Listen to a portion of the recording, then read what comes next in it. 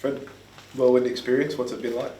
Yeah, it was. I was pretty relaxed in the lead up, to be honest. Like just taking it one day at a time. But then come the 2 draft nights, watching it and sitting there, it's just pretty stressful. And you sort of just waiting there for your name to get called out. And every name that goes by, you sort of there's one less pick, one less opportunity to go. So then after Thursday, after not getting called, I was pretty gutted. And then Friday was big change. Like super stoked to end up at West Coast. Yeah.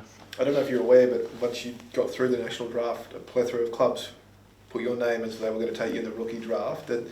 Does that motivate you a little bit to be like, look, I'm not just here to make up numbers? Yeah, definitely. Like it stoked a little bit of a fire for them all, like to pass me up in the national draft, and then saying they're going to take me in the rookie. So yeah, it's definitely stoked a bit of a fire there. What about when you arrive at the club? How are the rookies viewed compared to a normal list spot? Does it feel any different to you? No, like once you're in, and everyone's training at the same standard. Everyone's trying to get in the side. So yeah, it was the same. Did it take any time to sort of recover from emotion having a draft experience like that? Not really, to be honest. Like as soon as I hit Saturday, like I went down to Kings Park and watched the boys train as well. So like pretty much straight away, it felt normal. Yeah.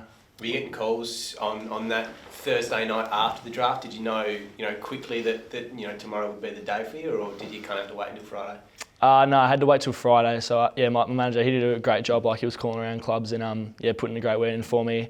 So but like Thursday I didn't really hear anything. And then Friday it was sort of just like a bit of a 50-50. But then West Coast gave me the call and was stoked. Yeah.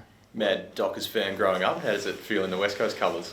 It was a bit weird at first. Like my whole life, people, my mum trying to put West Coast stuff on me, and I'd tell her to, get lost. But now like Freo don't want me, so now easy to put on West Coast colours. Yeah. What about when you come up against Freo? Was that going to be a bit of extra motivation in a way? Yeah, definitely. Like this is pretty much the same as every club, but yeah, definitely like going for Freo, and then they've obviously got their things they want to do with their list, and if I'm not a part of that, it's fine. But yeah, definitely in a derby especially. A few guys around the club still, Luke Shuey, Shannon Hearn, Nick Nat. Did you you must have hated those guys growing up? Hate's a strong word. Didn't hate them, but didn't like them as a group. But as players, I used to, like when I was playing halfback as a junior, I used to actually model myself off of like their backline guys like McGovern, Hearn. So I didn't like them as a group, but as players, I respected them a lot what they did. Yeah. You obviously come from South Fremantle. You played the one league game early on, but I know you trained and worked a lot with that senior team, and they had plenty of guys that played AFL, and they were a very good team. How much do you feel like you've prepared yourself for an AFL environment through there? It's a great confidence boost. Like, when you train with them week in, week out, and you're matching them in things like match him and different styles of games, it sort of gives you that confidence that if you do make it to the next level, you can go with them. Did you look pretty comfortable out there today? Like, how was the first few days of training? Do you feel like you're slotting in well? Yeah, I haven't put us through too much. You're still easing us new boys into it. But I'm sure as the weather heats up and we start to do a bit more running, we get a bit harder. You play multiple positions. Is there anything you really set your eyes on early? Obviously, like everyone wants to play around one. Like as you said earlier, not here to make up numbers. But like I can play just about every line on the field. So wherever that ends up, wouldn't really care.